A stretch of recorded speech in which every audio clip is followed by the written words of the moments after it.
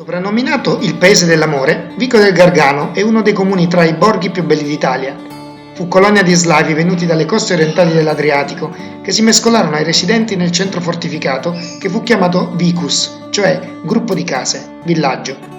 Nel XII secolo fu conquistata da Federico II che ne fece un territorio di caccia e ne favorì la rinascita. Testimonianza di quel periodo è il caratteristico centro storico, un vero labirinto di stradine e vicoli stretti su cui si affacciano le case e palazzi caratteristici. Il castello normanno svevo è da attribuire a Federico II. Nella sagoma quadrilatera del castello, moduli architettonici diversi evidenziano tempi, funzioni e culture artistiche che si succedono, dai normanni agli aragonesi. Motivi di difesa sono alla base del primo impianto del complesso, che in età sveva assume gli ideali residenziali di una domus sola chorum.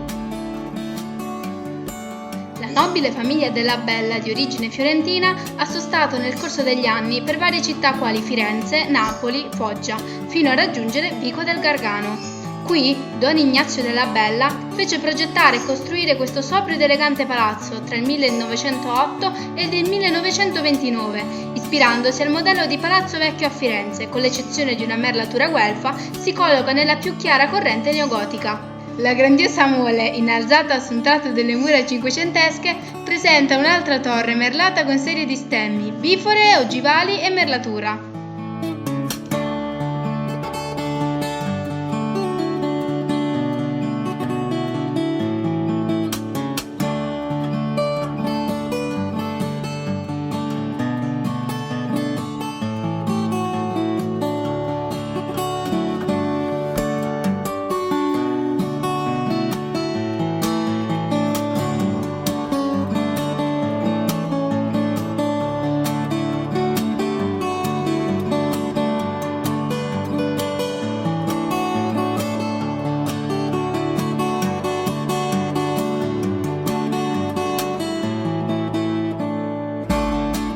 La chiesa dedicata alla Beatissima Vergine Assunta fu eretta accanto al castello nel 1675.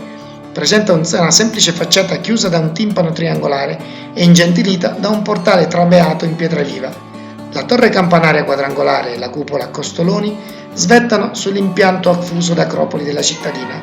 La chiesa è provvista di 11 altari, tra cui quello di San Valentino, patrono di Vico del Gargano.